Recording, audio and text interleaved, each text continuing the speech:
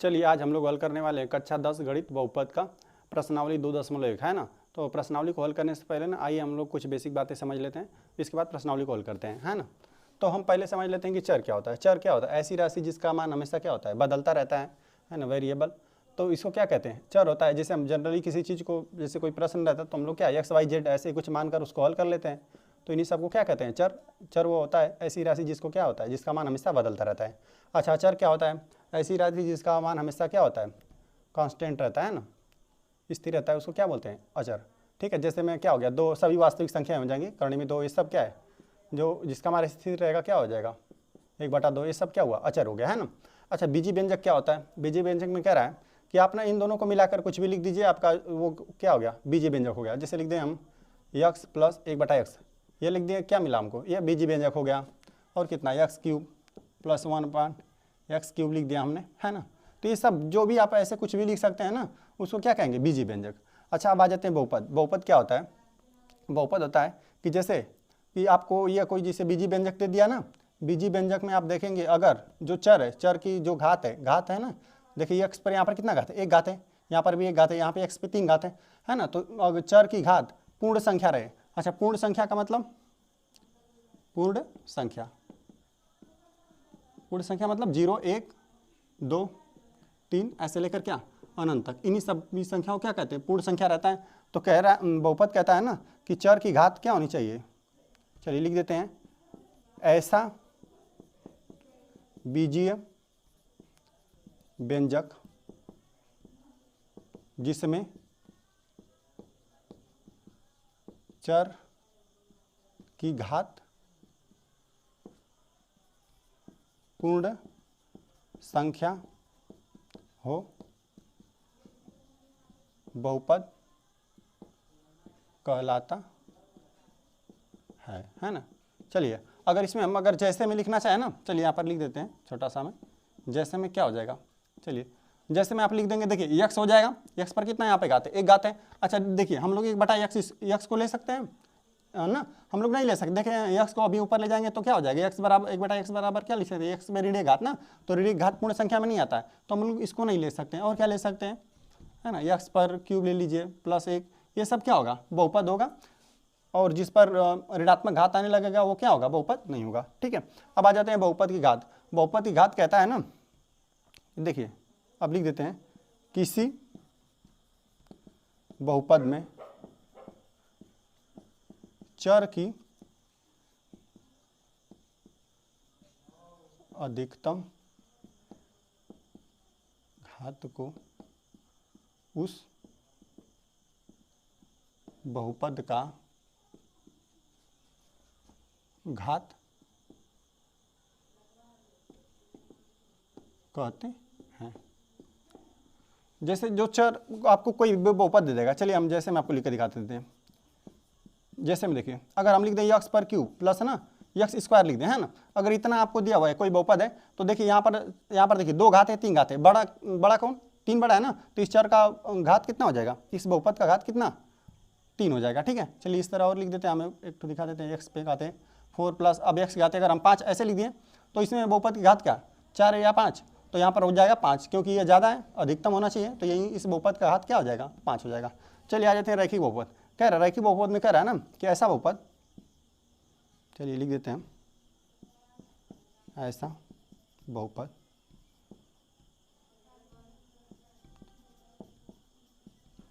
जिसमें चर की अधिकतम घात 1 हो, क्या कहलाता है, रैखिक बहुपद कहलाता है ना। जैसे इसमें अगर हम जैसे में लिखना रहेगा तो क्या लिख देंगे, जैसे में लिख दीजिए, जैसे देखिए x + 1 हो गया है ना, y + 2 हो गया, इसी तरह से रहेगा, सिर्फ x भी हो सकता है, हो जाएगा, है ना। इस पर एक घात है, ऐसा चर रहेगा, चर की घात क्या हो जाएगी, एक सिर्फ रहे, अधिकतम घात 1 रहे, तो यही हो जाएगा क्या, रैखिक बहुपद। अच्छा आ जाते हैं द्विघात बहुपद, है ना। तो द्विघात बहुपद क्या होता है, ऐसा बहुपद जिसमें चर की अधिकतम घात 2 हो, क्या कहलाता है? चलिए यहाँ पे लिख देते हैं, द्विघात बहुपद कहलाता है। चलिए अगर इसमें जैसे में हमको लिखना रहेगा तो क्या लिख देंगे? कोई भी आप द्विघात बहुपद, जैसे एक्स स्क्वायर प्लस एक्स, ये भी क्या हो गया? द्विघात बहुपद हुआ, comma x square plus 2x plus कितना 1 हम लिख दिए, ये भी क्या हुआ? बस अधिकतम घात कितना होना चाहिए? 2 होना चाहिए। ये हो गया द्विघात बहुपद। आ जाते हैं त्रिघात बहुपद पे। चलिए इसमें क्या हो जाएगा? ऐसा बहुपद जिसमें चर की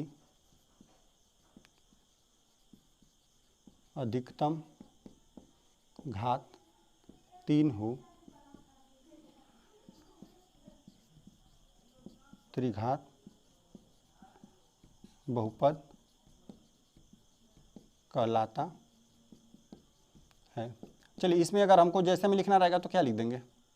जैसे में लिख देंगे इसमें एक्स पर क्यूब, यह भी हो जाएगा, और कितना एक्स पर cube plus x square plus x plus 1, ये सब क्या हो जाएगा?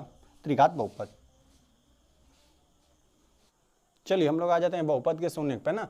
तो बहुपद का शून्य क्या होता है? जैसे कोई भी आपको बहुपद दे दे, जैसे हम एक रैखिक बहुपद चलिए लिख लेते हैं x+1, जैसे में लिख लिया है ना। कह रहा है ना कि आपको कोई रैखिक बहुपद दे दिया, द्विघात बहुपद, त्रिघात बहुपद, आपको कोई ऐसा बहुपद, कोई बहुपद दे दे ना, तो बहुपद में कह रहा है ना चर का आप ऐसा मान रखिए ना जिससे बहुपद पूरा क्या हो जाए? शून्य हो जाए। जैसे चलिए इसको हम पहले लिख देते हैं, किसी बहुपद में चर का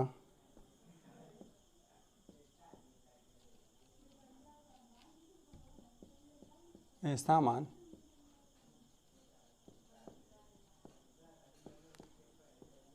जिस पर बहुपद शून्य हो जाता है, वह मान उस बहुपद का शून्य कहलाता है। ठीक है, चलिए इसको हम जैसे में एक आठ लिख के आपको दिखा देते हैं। चलिए जैसे में हम ना, जैसे रैखिक बहुपद x+1 हम ले रहे थे ना, तो जैसे x+1 ले लेना, तो इस बहुपद का शून्य क्या होगा? इसमें ना x का चर का हम ऐसा क्या मान रख दें जिस पर ये पूरा बहुपद 0 के बराबर आ जाए। तो हम लोग देख रहे हैं ना, x का क्या मान रख देंगे? अगर हम x बराबर क्या रख दें? x बराबर हम रख दें ऋण 1। x बराबर अगर हम ऋण 1 रख दें ना, तो देखिए चर है तो हम लोग मान तो बहुत सारा रख सकते हैं, है ना, अनंत मान रख सकते हैं, कुछ भी आप वास्तविक संख्या पूरा मान सकते हैं इसमें चर बराबर। ठीक है, लेकिन हम क्या कर दें? कोई ऐसा मान जिसके ये पूरा बहुपद क्या हो जाए? 0 हो जाए। तो हम देख रहे हैं x बराबर अगर हम ऋण 1 रख देंगे ना और प्लस 1, कितना हो जाएगा? 0 के बराबर हो जाएगा। तो यह इस बहुपद का यह एक क्या हुआ? शून्य हुआ। चलिए और हम लिख कर दिखा देते हैं आपको। जैसे हम दिखा दें एक्स स्क्वायर, अच्छा सिर्फ हम खाली एक द्विघात बहुपद ले लिए, सिर्फ हमने एक्स स्क्वायर लिख दिया है ना, तो इस बहुपद का शून्य क्या होगा? अगर हम x बराबर इसको क्या लिख दें? 0 लिख दें, तो इस बहुपद का शून्य होगा ना। देखिए अगर x बराबर 0 रखेंगे तो इस बहुपद में तो यह बहुपद पूरा क्या हो जाएगा? 0 हो जाएगा, है ना। तो यह बहुपद का एक शून्य हुआ। ठीक है, चलिए आ जाते हैं बहुपद के शून्यकों का ज्यामितीय अर्थ के बारे में, है ना। तो इसका कहता है ना कि जैसे कि आपको कोई दे देगा, जैसे मान लेते हैं एक रैखिक बहुपद हम मान लेते हैं, जैसे x+1 ही मान लिए। ठीक है, और देखिए ये पूरा बहुपद है, ये x+1 कोई रैखिक बहुपद है ना, तो ये बराबर y के हो जाएगा, है ना। ये बराबर क्या है? y कोई बहुपद है, y का मान कितना है? x+1 है, ये बहुपद है। ठीक है, तो कह रहा है ना कि आपको देखिए पहले हम बना देते हैं। चलिए पूरी वास्तविक संख्याओं को ऐसे ना क्षैतिज दिखाएंगे तो ये होता है x अक्ष, है ना, x डैश इसको दिखाते हैं, और ऊर्ध्वाधर मानते हैं तो ये क्या होता है? y अक्ष, है ना, y डैश। इस पर पूरी संख्याएं वास्तविक संख्याएं रहेंगी, है ना। यहाँ पे बीच वाले बिंदु को क्या बोलते हैं? मूल बिंदु 0 0 होता है ना। अच्छा ऊपर y क्या होता है? धनात्मक होता है। चलिए हम लिख देते हैं 1 2 3, इसी तरह हम अनंत तक चलता चला जाएगा, है ना। नीचे कितना? ऋण 1 ऋण 2, चलिए ऋण 3 ऋण 4, इसी तरह अनंत तक चलता जाएगा। चलिए दाहिने तरफ x अक्ष पे क्या हो जाएगा? धनात्मक हो जाएगा।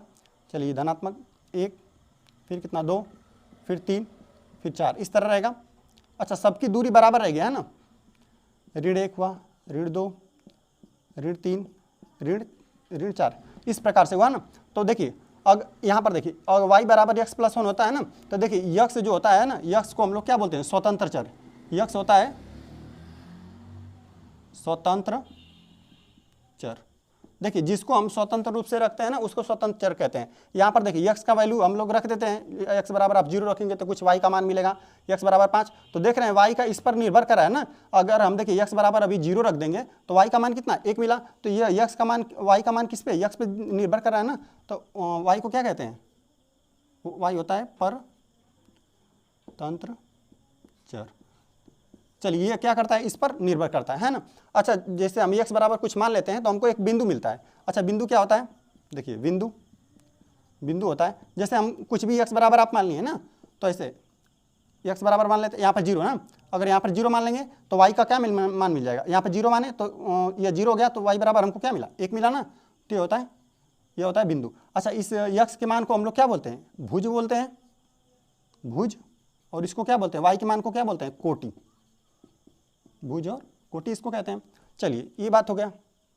तो चलिए हम ना इसको ज्यामितीय रूप में आपको दिया रहेगा प्रश्न, है ना, मतलब इस पर आपको ग्राफ बनाया रहेगा। तो अब हमको बताना है कि कब यह शून्यक है कि नहीं, है ना। तो देखिए यहाँ पर देखिए ऊपर की तरफ हम जाते हैं ना तो y का मान हमको प्राप्त होता है। जैसे ऊपर के, जैसे यहाँ पर देखिए 0 0 है सब कुछ, तो ऊपर देखिए y है और नीचे y है। तो देखिए ऊपर जाएंगे ना तो आपको y मिलेगा, ठीक है, y बढ़ता मिलेगा। अच्छा चलिए नीचे जाएंगे तो y का मान और क्या होगा, घटता मिलेगा, है ना, ऋणात्मक होता मिलेगा। चलिए इधर से देखिए दाहिने साइड जाएंगे ना तो x का मान धनात्मक बढ़ता जाएगा, और इधर जाएंगे बाएं साइड तो ऋणात्मक मान बढ़ता जाएगा, है ना। तो देख रहे हैं कि इस पर अच्छा y क्या है, y हम लोग का ये पूरा बहुपद है, ठीक है। अगर देखिए कोई भी, चलिए पहले इसका हम लोग क्या करते हैं, पहले ग्राफ दिखा देते हैं आपको ना। चलिए अगर x बराबर हम 0 रखें तो हमको क्या मिलेगा, बिंदु। चलिए x बराबर 0 रख देना तो हमको बिंदु मिलेगा। x बराबर 0 रखें तो y का मान कितना मिलेगा, 1 मिल जाएगा। ये हम लोग को एक बिंदु मिला ना। तो चलिए 0 1 कहाँ, कह रहा है ना कि x पर आप कहीं मत जाइए, x यहीं पूरी लाइन है, x पर क्या हो जाएगा, कहीं मत जाइए, और y पर कितना जाइए, 1। तो देखिए x 0 यहीं पर होता है, कह रहा है कि अगर दाहिने भी जाएंगे तो आपको x का कुछ मान मिलेगा, और बाएं भी जाएंगे तो x का कुछ मान मिलेगा। तो आपको इसी जगह रहना है ना, x के मान में इसी जगह रहना है। लेकिन और यहाँ तक पूरा आप ऊपर नीचे जा सकते हैं, पूरा देखिए यहाँ से x 0 है, सब 0 है ना। यहाँ से आप कहीं भी चले जाएंगे नीचे ऊपर ये सब 0 है। इधर दाहिने थोड़ा सा भी गए तो x का कुछ धनात्मक मान मिलेगा, अगर थोड़ा सा भी इधर आएंगे तो ऋणात्मक मान मिलेगा। और कह रहा है कि y में आप 1 जाइए, 1 मतलब धनात्मक 1 जाइए। तो y में धनात्मक 1 कहाँ मिलेगा, ऊपर मिलेगा, यहाँ पर मिलेगा, देखिए यही मिलेगा हमको बिंदु, क्या मिलेगा 0 1, यही बिंदु है ना, एक हमको बिंदु मिल गया। अच्छा चलिए x बराबर हम ऋण 1 ले लेते हैं, है ना। x बराबर अगर हम ऋण 1 ले लिए तो y देखिए अगर x बराबर हम ऋण 1 यहाँ पर ले लेंगे तो हम लोग को क्या मिल जाएगा, ऋण 1 और प्लस 1 कितना 0, y का मान क्या मिला 0 मिला। तो देखिए हमको कह रहा है ना कि x में आप जाइए ऋण 1, पहले इसी को भुज को ही देखते हैं, x में ऋण 1 जाइए। चलिए यहाँ से हम लोग क्या ऋण 1 यहाँ पर चले गए, ऋण 1, और देखिए y पे ना हम ऊपर गए ना नीचे गए, तो इसी जगह हम लोग को क्या मिला, यह बिंदु मिला। तो चलिए इन दोनों को मिला देंगे ना तो हम लोग को क्या मिल जाएगा, चलिए x प्लस 1 का ये क्या हो गया हम लोग को, ये ज्यामितीय रूप, हमको ये जो भी बहुपद था y बराबर x प्लस 1, x प्लस 1 हम लोग का बहुपद था जो कि बराबर y के था। तो हम लोग को देखिए तो x प्लस 1 का हमने क्या किया, ये ज्यामितीय रूप में बता दिया। तो देखिए यह बहुपद जो y है ये 0 कब है, देखिए ऊपर हम लोग जाएंगे तो y का कुछ मान मिलेगा, और नीचे भी जाएंगे तो हम लोग को y का कुछ मान मिलेगा। लेकिन अगर इस रेखा पे जो रहेंगे आप ना, इसे कहते हैं x अक्ष। x अक्ष पे क्या होता है, y बराबर 0 होता है ना, x अक्ष पर y बराबर 0 होता है। अच्छा y अक्ष पे क्या होता है, x बराबर 0 होता है, y अक्ष पे, है ना।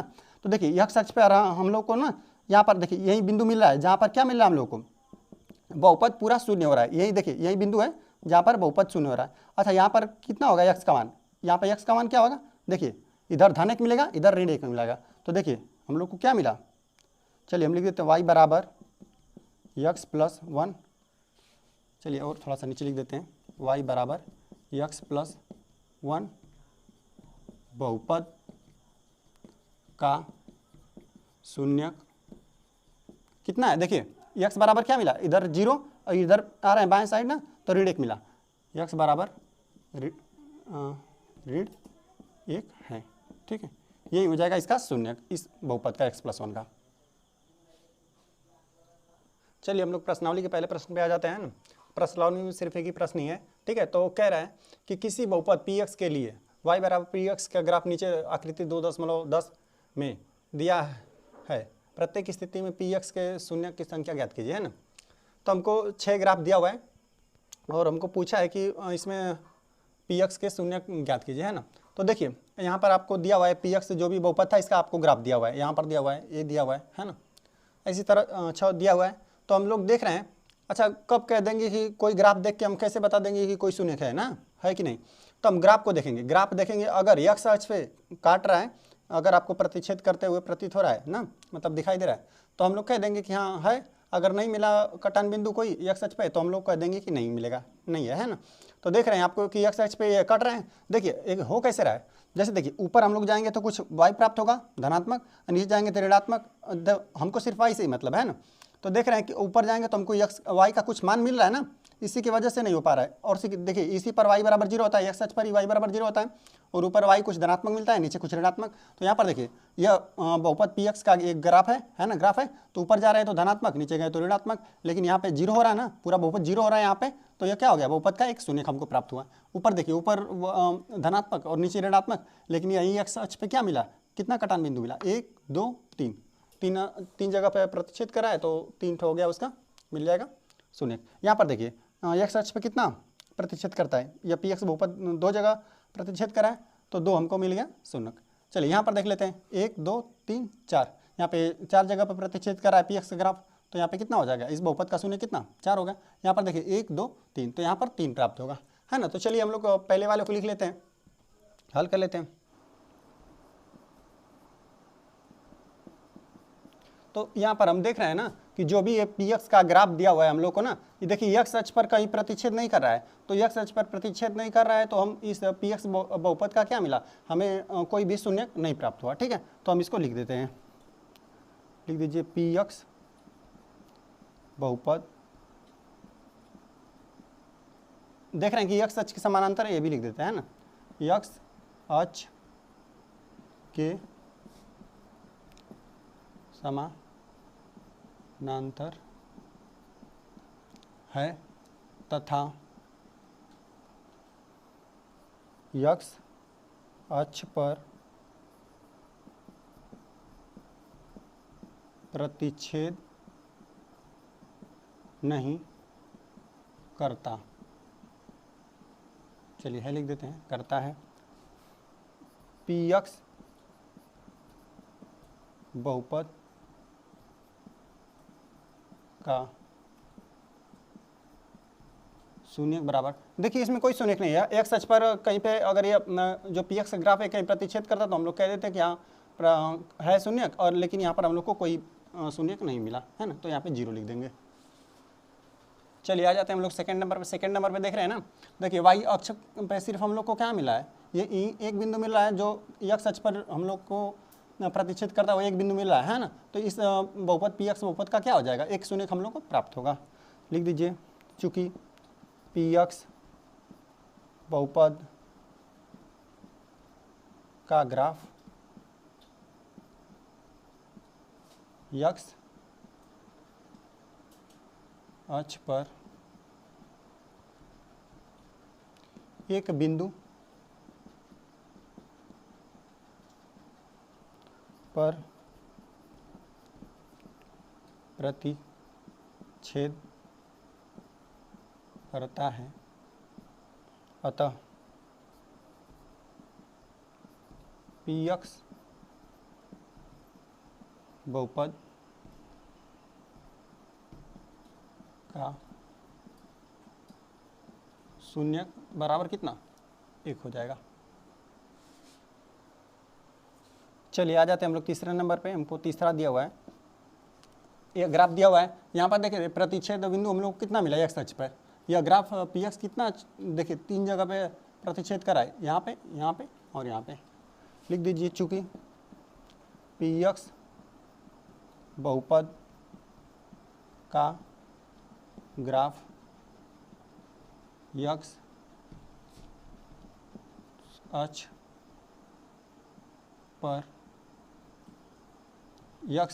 पर 3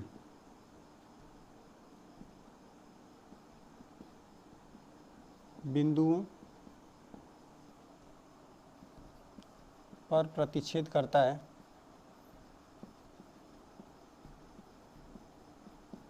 अतः px बहुपद का शून्यक कितना हो जाएगा, 3 हो जाएगा। चलिए आ जाते हैं लोग चौथा नंबर पे। चौथा हमको दिया हुआ है, यही दिया हुआ है, तो देख रहे हैं ना कि जो px बहुपद का ग्राफ है ना, देखिए यहाँ पे x अक्ष पर 2 बिंदुओं पर प्रतिच्छेद कर रहा है ना, तो इस बहुपद का शून्य कितना हो जाएगा, 2 हो जाएगा। तो लिख दीजिए चूंकि px बहुपद का ग्राफ x अक्ष पर 2 बिंदुओं पर प्रतिच्छेद कर रहा है, अतः px बहुपद का शून्यक कितना हो जाएगा, 2 हो जाएगा। चलिए हम लोग आ जाते हैं पांचवा नंबर। पांचवा हम लोग को दिया हुआ है, यही दिया हुआ है, तो देख रहे हैं ना जो px बहुपद का ग्राफ है वो देखिए x अक्ष पर कितने बिंदुओं पर प्रतिच्छेद कर रहा है, देखिए 1 2 3 4, तो इसको लिख दीजिए, इसमें 4 हो जाएगा शून्य इस px बहुपद का। लिख दीजिए चूंकि px बहुपद x अक्ष पर कितने 4